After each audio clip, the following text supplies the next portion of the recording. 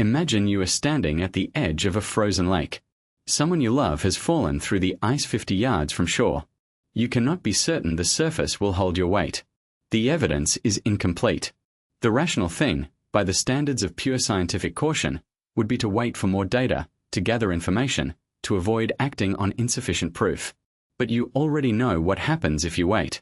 William James spent his entire philosophical career arguing against exactly this kind of paralysis dressed up as reason.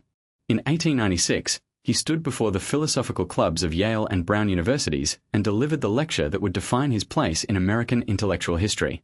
He called it The Will to Believe, and it remains one of the most argued about essays in the history of Western philosophy. James opened his argument with a taxonomy of options. When we face a choice between two hypotheses, that choice has three characteristics. It can be live or dead, forced or avoidable, and momentous or trivial. A live option is one where both possibilities genuinely appeal to you as real.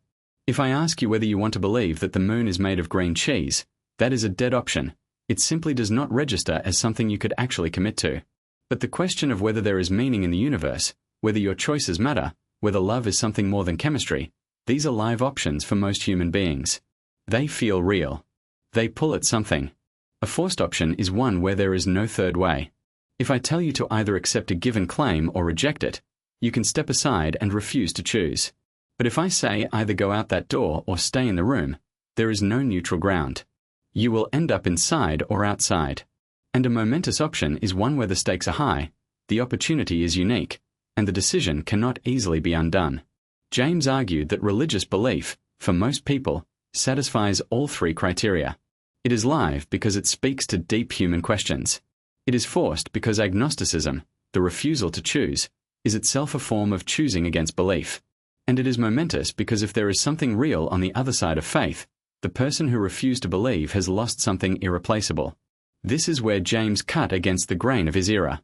The 19th century had been dominated by what he called the ethics of belief, particularly as formulated by the mathematician W.K. Clifford, who had declared with magnificent austerity that it is wrong, always and everywhere, for anyone to believe anything upon insufficient evidence. Clifford meant this as a defense of scientific integrity. If we let ourselves believe things without proof, he argued, we corrode the habits of mind that make civilization possible. James had enormous respect for this position. He did not dismiss it as foolish, but he thought it suffered from a fatal blind spot.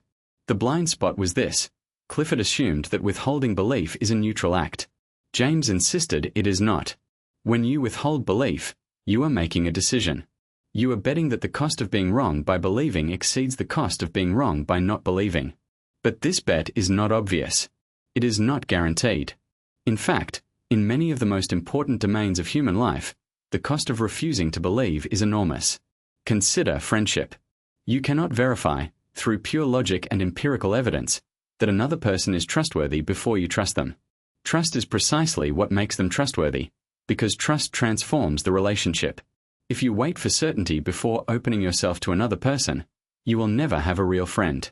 Your very demand for proof will create the evidence that proof was impossible. James extended this logic to religious experience with full awareness of the philosophical risk. He was not arguing that we should believe whatever feels good, or that evidence is irrelevant. He was arguing something more precise, that in genuinely forced, live, and momentous situations where evidence is insufficient and both error and non-error carry real costs, the will, meaning our passional nature, our desire, our hope, has a legitimate right to decide. Faith in such circumstances is not irrational. It is rational in the deeper sense because it acknowledges the full structure of the decision, including the costs of excessive caution. His critics have never stopped pushing back, and their objections are serious. The most powerful one is that James's argument seems to license any belief as long as the believer finds the option live and momentous. What stops the fanatic from invoking the will to believe? James's answer was that his argument applies only where evidence genuinely cannot settle the question, not where it has already settled it in the wrong direction. You cannot invoke the will to believe to justify flat earth theories or medical quackery, because in those cases the evidence does speak, loudly and clearly. The will to believe is for the frontier beyond evidence, not behind it. There is a psychological dimension to this argument that is easy to miss. James was not just doing epistemology.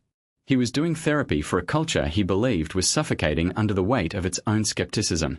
America at the turn of the 20th century was intoxicated with science and deeply anxious about what science had displaced. Darwinism had removed the divine hand from nature. Higher criticism had made the Bible a historical document rather than a revealed text. Materialism seemed to be the only intellectually respectable position. And yet James watched his contemporaries becoming depressed, purposeless, unable to commit to anything because commitment required a certainty that philosophy could no longer provide.